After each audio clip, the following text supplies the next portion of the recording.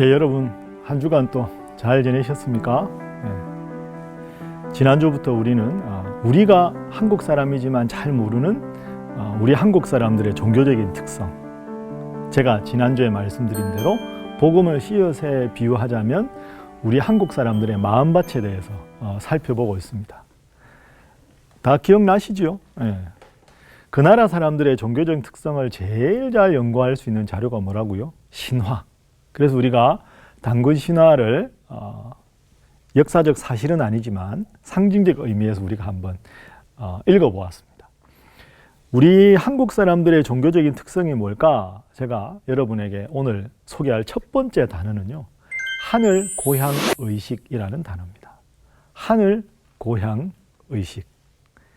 더 쉽게 말하면 우리 한국 사람한테는 고향이 이 땅이 아니고요, 저 하늘나라다 하는 것이 하늘 고향 의식이라는 단어의 뜻입니다.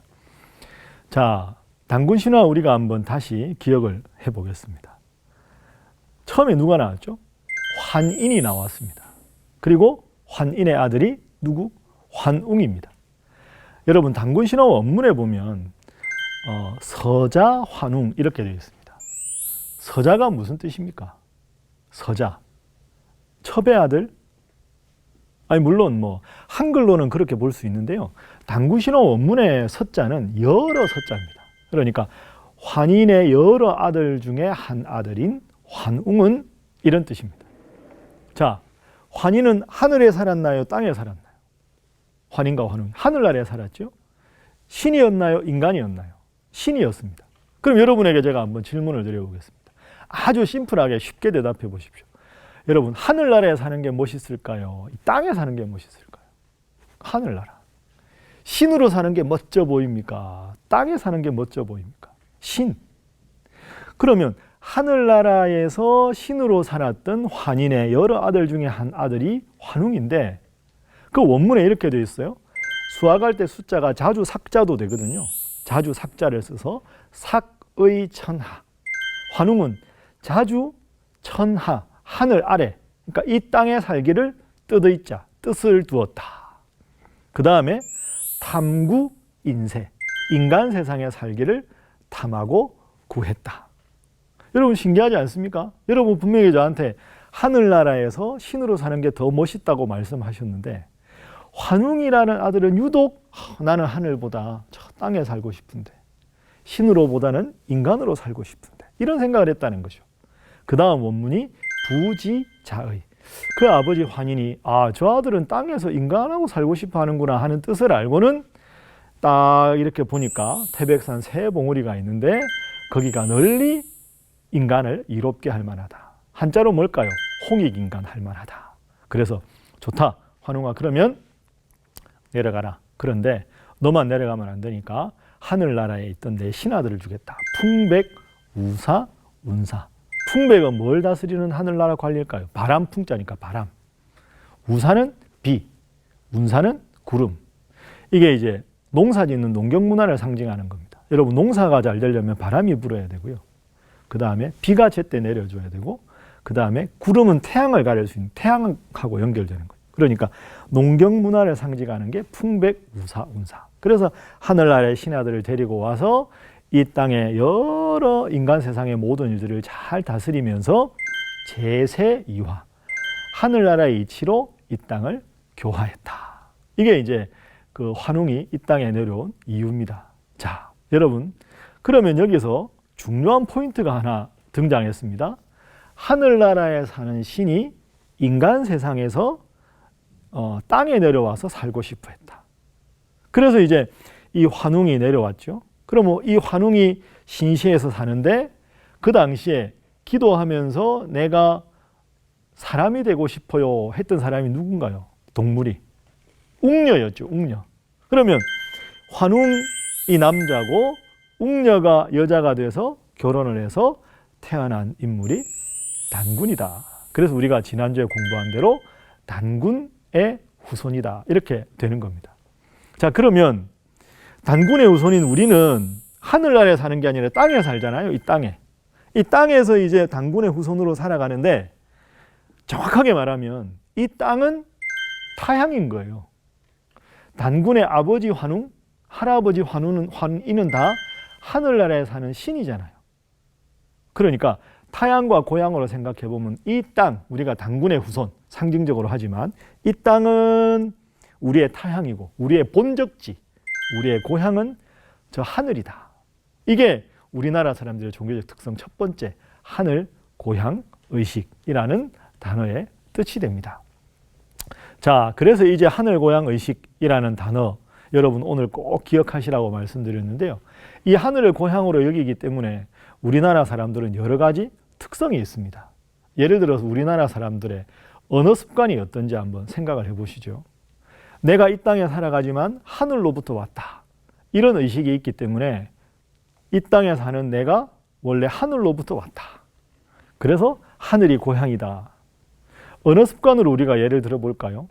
여러분 우리말에는 하늘이라는 표현이 들어간 그 문장이 참 많습니다.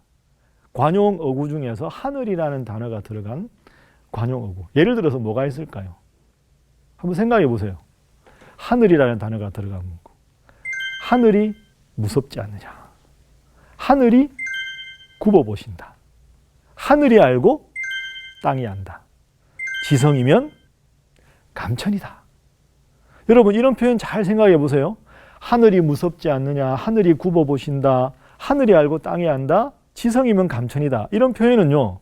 하늘이 그냥 흰구름 뭉게뭉게 떠있는 하늘만이 아니라 뭔가 이 세상을 섭리하고 운행하는 의미가 있죠. 하늘이 굽어보시고 지성이면 감천이고.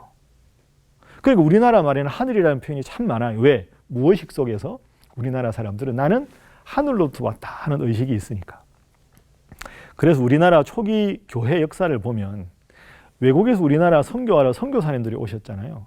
큰 고민 중에 하나가 이거였습니다. 영어로 God, 신이잖아요. 이걸 우리나라 사람들에게 어떻게 번역할까 이게 고민이었어요. 왜냐하면 중국 같은 경우는 이 God을 한자로 번역할 때 예를 들어 신도 있고 상제도 있고 천주도 있잖아요. 그러니까 상제라고 쓸까 천주라고 쓸까 이런 것들 때문에 수십 년 동안 논쟁이 되거든요. 그럼 중국 옆에 있는 우리나라니까 야 우리나라 사람들 한국 사람들에게는 갓을 뭐라고 소개해야 되나 이게 고민이었어요. 중국의 경우를 봐서. 그런데 우리말을 배우면 선교사님들이 가만히 보니까 고민할 게 없었어요. 왜? 하늘이 무섭지 않느냐. 하늘이 굽어보신다. 하늘이 알고 땅이 안다. 지성이면 감천이다. 저거구나. 하늘이라는 게 상당히 갓하고 비슷하구나. 그래서 하 당시 아레아 하날 여기다가 존칭전미사 님을 붙이는 거죠. 그래서 그 아레아가 없어지면서 천주교는 하느님이 되고 우리는 뭐가 되나요? 하나님이 되는 겁니다. 여러분 오해하지 마십시오. 유일한 한 분 하나 더하기 님이 아니고요. 하늘 더하기 님이었습니다. 그런데 이렇게만 해놓으니까 문제가 하나 생겼어요. 아유 교회 가서 하나님 잘 믿읍시다. 하나님 말씀 배웁시다. 아니 우리 원래 하늘 믿었다는데 뭘 굳이 교회 가서 그걸 또 배워요? 아 이거 안 되겠구나. 한국 사람들의 원래 하늘이라는 단어와 성경의 갓을 헷갈리고 있구나. 그래서 선교사님들이 다 모여서 성경에서 말하는 하나님은 한국 사람들의 하늘과 두 가지 점에서 다르다. 첫 번째, 성경에 나오는 하나님은 창조주 하나님이시다. 두 번째, 성경에 나오는 하나님은 유일하신 하나님이시다. 그래서 창조주, 유일자 이 두 가지 의미를 정확하게 가르치는 전제로 해서 하나님이라고 부르게 됩니다. 여러분 이걸 예를 들어 보아도 하늘 더하기 님에서 우리가 믿는 하나님이 나왔다. 이건 그만큼 하늘을 우리나라 사람들이 가깝게 여기고 뭔가 이 땅을 섭리하는 존재로 여겼다 하는 거죠. 그게 하늘 고향 의식의 언어 습관의 첫 번째입니다. 두 번째, 우리말을 가만히 보면 지난주에 제가 말씀드린 대로 존댓말이 엄청나게 발달해 있습니다. 우리나라 말처럼 존댓말이 많은 나라가 잘 없습니다. 저한테는 아들이 둘이 있는데요. 가끔 전화하다가 아빠 밥 먹었어? 이렇게 저한테 말합니다. 여러분 아빠 밥 먹었어? 이걸로 만들 수 있는 존댓말이 몇 개나 된다고 생각하십니까? 아빠 밥 먹었어. 아빠의 존댓말 여러분 아는 거 다 한번 불러보세요. 아빠, 아버지, 아버님, 부친? 부친은 존댓말이라긴 하여튼 뭐. 아바마마 좋습니다. 아빠, 아버지, 아버님, 아바마마까지 가겠습니다. 그러면 밥의 존댓말이 뭐 있을까요? 식사, 진지. 아바마마가 어울리려면 수라 정도는 돼야 되겠죠. 아빠 밥 먹었어는 먹었어, 먹었어요, 드셨어요, 잡수셨어요, 사옵나이까 뭐 이렇게 나가야 돼. 아바마마 수라 드셨사옵나이까. 여러분 제가 평서문 아빠 밥 먹었어로 만들 수 있는 존댓말이 몇 개나 될까? 아빠 밥 먹었어, 먹었어요, 드셨어요, 잡수셨어요, 드셨사옵나이까. 아버지, 아버님 수십 개가 나옵니다. 왜 우리나라 말에 이렇게 존댓말이 많을까요? 나는 하늘로부터 왔으니까. 하늘이 고향이거든요. 하늘에 내가 신적인 존재였잖아요. 그러니까 누군가가 나를 존대해 주어야 흐뭇한 겁니다. 그럼 내가 보통 사람이 아닌데, 내가 단순한 사람이 아닌데, 내가 저 하늘로부터 온 신적인 존재인데, 이런 강한 자의식이 우리나라 사람들한테 있는 겁니다. 그래서 그 하늘 고향 의식 때문에 존댓말이 많이 발달하는 거죠. 자, 여러분, 이걸 여러분이 꼭 기억하십시오. 그러면 하늘 고향 의식 때문에 우리나라 사람들의 특정 두 가지 언어 습관의 첫 번째는 하늘이라는 표현이 많다. 두 번째는 존댓말이 아주 발달해 있다. 이걸 이제 신앙생활에 한번 우리가 적용을 해보죠. 하나님을 믿도록 이렇게 우리 한국 사람들, 믿지 않는 분들 전도하고 하려면 꼭 기억해야 될 하늘 고향 의식의 신앙적인 적용. 첫 번째, 여러분 존중하는 느낌을 주셔야 합니다. 왜? 다 천인이니까. 나는 하늘에서 왔으니까. 아니 물론 여러분 나는 하늘로부터 왔다 하는 걸 마음으로만 고백하셔야 됩니다. 이걸 말로 너 나 알아? 내가 하늘로부터 왔어? 이러면 여러분 죄송한데 병원 가셔야 됩니다. 무의식 속에 이런 의식이 있다는 거지. 내가 하늘에서 온 신이다. 이걸 말로 하는 순간 병원에 가실 수도 있다. 여러분 꼭 기억하시고요. 그러니까 나라는 존재가 대단한 존재이기 때문에 존중받으면 참 좋아합니다. 너무너무 행복해하죠. 존중받는 거 반대가 뭘까요? 무시당하는 거, 어색한 거, 극도로 싫어하는 사람들이 우리나라 사람들입니다. 그래서 제가 지금 이제 목회하고 있는데요. 여러분 교회 다 부서가 중요하죠. 그 부서 중에 정말 중요한 부서가 새가족부입니다. 새가족부. 여러분 한번 예를 들어 보세요. 여러분 지금 CBS를 청취할 정도, 시청하실 정도 되면 다 신앙생활 열심히 하는 분일 텐데 여러분이 예를 들어서 누군가를 전도하셨어요. 그런데 여러분이 지금 교회학교 교사예요. 그래서 전도를 한 그분이 교회에 올 때 함께 올 수가 없어요. 교회학교 교사를 미리 해야 되니까 시간적으로. 그럼 어떻게 안내할까요? 나는 9시부터 청소년부 가르쳐야 되니까 11시에 우리 교회에 와서 주차를 이렇게 하고 본당을 어떻게 들어가고 예배 끝나고 만나 이렇게 막 약속했다고 생각해 보세요. 그러면 그분은 여러분이 자꾸 교회 가자고 하니까 아 그래 어색하기 싫으니까 나 교회 가야 되겠다. 그런데 여러분 교회에 안 오던 분이 교회 온다는 게 참 부담스러워요. 어색하거든요. 여러분도 안 간 데 가보면 어색하잖아요. 그러면 속으로 무슨 생각을 할까요? 그래 하도 가자고 하니까 내가 오늘은 교회 간다. 그런데 오늘 한 번뿐이다. 어색한 거 싫으니까 안 가야지. 의리상 한 번은 가준다. 이런 마음으로 이제 차를 가지고 교회 오는 거예요. 근데 차를 가지고 교회 오는데 아이 큰일 났다 이거. 주차를 어디다 해야 되지? 그리고 이제 좀 무거운 마음으로 교회 입구를 보고 내비게이션 켜고 딱 들어오는데 교회 마당에 딱 차가 들어오자마자 주차 안내하는 집사님들이 아주 반갑게 환하게 인사하면서 아유 교회 오셨습니까? 그냥 내리십시오. 그냥 내리시면 저희가 알아서 주차하겠습니다. 알아서 주차하고 차키를 여기다가 꽂아 놓을 테니까 나가실 때 차 번호 말씀해 주시면 저희가 다시 안내해 드리겠습니다. 여러분 그게 아주 짧은 순간인데요. 그 말을 하는 순간 이 처음 교회 온 친구분들은 너무너무 기쁩니다. 이분은. 왜? 아니 교회 차를 어디다가 둬야 될지 모르겠다고 어색할 줄 알았는데 존중받았잖아요. 그러니까 야 이거 괜찮은데? 이런 마음이 일단 드는 거죠. 그리고 이제 차에서 내렸어요. 내려서 들어가야 되는데 다들 가는데 이게 예배당이 2층인가 지하인가 이거 어딜 가야 되나? 그 사람들이 다 가니까 그냥 쭈삐쭈삐 따라가는 거예요. 근데 아차 다들 성경 찬송을 들었는데 이분은 처음이라 성경 찬송을 안 갖고 왔어요. 그 사람들 눈치껏 따라서 들어가다 보니까 야 이거 큰일 났네 싶은데 교회 본당 바로 앞에 있는 안내위원이 아주 깍듯하게 아유 오셨습니까 하고 인사를 하고 센스 있게 혹시 성경 찬송이 필요하시면 이것 가져다가 편하신 좌석에 아무 데나 앉으시고요. 그 자리에 놓고 나가시면 저희가 정리하겠습니다. 이 순간 또 존중감을 얻는 거죠. 이야, 어떻게 알고. 여러분 여기서 아니 성경책 안 갖고 왔어요? 교회 오는데? 참 이러면 이분은 평생 교회 안 옵니다. 어색한 거 싫어한다니까요. 필요하시면 쓰시고 편하신 좌석에 앉으시고 놓고 가시면 정리해드리겠습니다. 두 번째로 존중을 받았잖아요. 이야, 교회가 좋구나.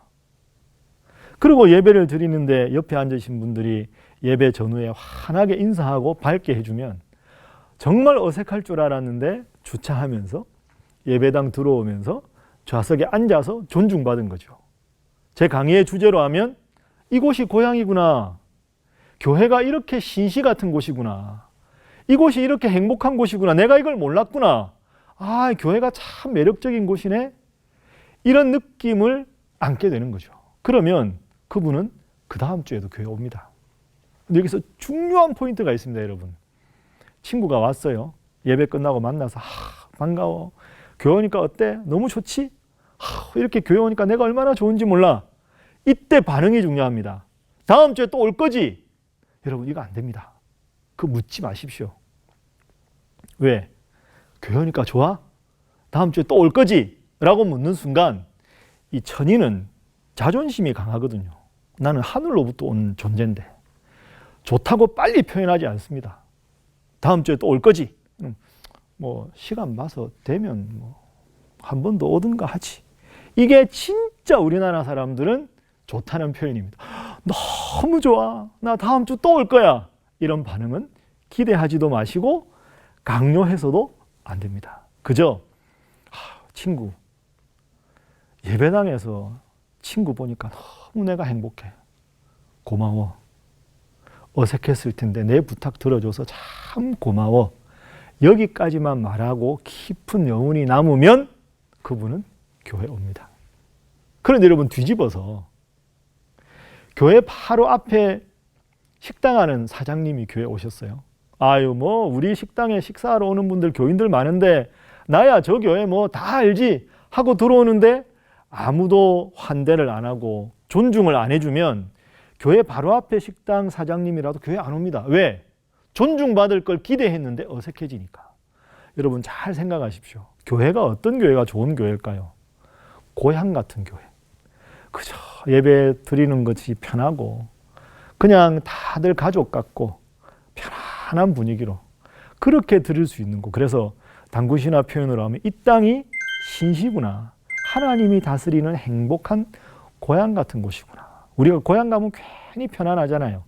편안하고 마음이 좋고 그런 느낌을 교회에서 갖게 해야 합니다. 그게 하늘 고향 의식을 우리가 사회 속에서 이렇게 적용할 수 있는 겁니다. 그래서 존중받는 느낌을 어떻게 갖게 할 것인가. 다른 말로 하면 어색하거나 무시되는 느낌을 절대로 교회에서 가지지 않도록 해야 합니다. 그게 교회가 잘 되는 소중한 노하우라고 할 수 있습니다. 제가 교회 담임 목회하고 있는데요. 저는 부족함이 참 많은 목사라 잘하는 게 별로 없습니다. 그런데 주위에 이제 제가 신학교에서 학생들도 가르치고 했으니까 교수님 목회 노하우를 좀 알려주십시오. 목회 잘하는 비결이 뭡니까? 이렇게 간혹 제자들이 묻습니다. 제가 부족하니까 뭐 제가 똑 부러지는 신학적인 대답은 잘 못하지만 자꾸 물으면 제가 나는 인사 참 열심히 하려고 노력한다. 이 대답합니다. 여러분 저는 인사 목회합니다. 저는 예배 시간이 주일날 4번 주로 설교하는데요. 예배 시간 30분 전부터 부목사님들만 안내하는 게 아니라 본당 입구에서 저도 안내를 같이 섭니다. 예배마다 30분 전에 안내 선다는 게 참 피곤하지만 거기에 서 있으면 저 계단 밑으로 교인들이 올라오시잖아요. 한 분 한 분 목례합니다. 그리고 최소한 연령이 75세 정도 이상 되신 분들은 할머니 권사님들, 할아버지들, 코로나 때문에 안 되지만 코로나 전에, 코로나 이후에도 할 건데요. 꼭 손 붙잡고 인사합니다. 80대 넘은 할머니 권사님들은 제가 안아도 드립니다. 권사님 일주일 동안 잘 지내셨습니까? 뵙고 싶었습니다. 그러면 저를 그냥 아들 보듯 손자 보듯 제 손을 막 쓰다듬으면서 목사님 보고 싶어 왔다고. 물론 예배드리러 왔죠. 그분이 허리도 안 좋으시고 무릎도 안 좋으신데 목사가 저 위에서 나를 주일날 기다린다. 저 목사 실망시키지 않아야지. 내가 건강해서 믿음 생활 잘 해야지. 그 마음. 그러니까 목사는 그분들을 향해서 인사한 것밖에 없는데 그분들은 제가 아니라 하나님이 그분들을 위로한다고 느끼는 겁니다. 여러분, 저는 이런 것이 목회라고 생각합니다. 하늘 고향 의식을 신앙적으로 적용하면 여러분, 이런 게 우리가 해야 될 일 아닐까요? 강의 마치면서 제가 이런 숙제 하나 내드리겠습니다. 다음 주에 이 강의 들으실 때까지 정말로 지금 우리 교회에서 내가 좀 더 전화도 하고 기도도 해서 내가 정말 소중한 존재구나. 내가 참 저분을 통해서 존중받고 있구나 하는 느낌을 가질 수 있는 분들을 머릿속에 떠올려 보십시오. 그리고 그분들에게 여러분 전화하십시오. 기도하겠습니다. 이런저런 기도 제목 저에게 알려주십시오. 권사님 기도하겠습니다. 교회학교 선생님들, 아이들 전화하십시오. 내가 너 사랑한다. 우리 다 건강하게 하나님 잘 믿고 예배당에서 예배드릴 날을 기다리자. 나는 너의 담임 선생이라 얼마나 행복한지 모른다. 너는 나의 훌륭한 교회학교 제자다. 넌 참 잘 될 거야. 여러분, 이런 게 짧은 문장이지만 그런 짧은 선생님의 문장을 통해서 내가 참 소중한 존재구나. 나는 하늘 같은 존재구나. 성경적으로 표현하면 나는 소중한 하나님의 자녀구나. 그런 느낌을 여러분을 통해서 많은 분들이 느낄 수 있게 하는 것. 그게 이런 코로나의 어려운 상황에서도 하나님께서 우리에게 원하시는 바다 생각합니다. 하늘 고향 의식을 실천하는 것. 여러분 꼭 기억하시고 다음 주 이 시간에 숙제 다 하신 뿌듯한 모습으로 뵙도록 하겠습니다.